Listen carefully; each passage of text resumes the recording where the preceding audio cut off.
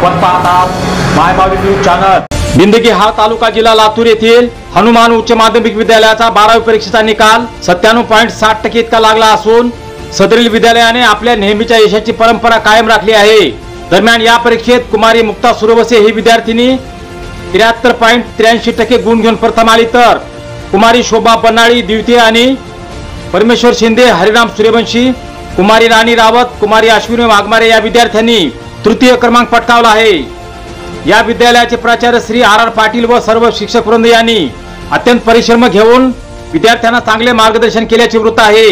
तसेच हनुमान उच्च माध्यमिक विद्यालयाचे अध्यक्ष श्री सीबी शेख, कोषाध्यक्ष श्री दीपक पाटील, सचिव श्री राजपाल पाटील यांनी सर्व उत्तीर्ण विद्यार्थ्यांचे अभिनंदन केले आहे। तसेच सदरील विद्यार्थ्यांनी उच्च माध्यमिक परीक्षेत यश संपादन केल्यामुळे परिसरातील सर्व पालक वर्गातून आनंद व्यक्त केला जात असल्याचे आमच्या प्रतिनिधीने कळविले आहे। मायमावली न्यूज चॅनल पुणे साठी शामराव सूर्यवंशी, जिल्हा प्रतिनिधी लातूर।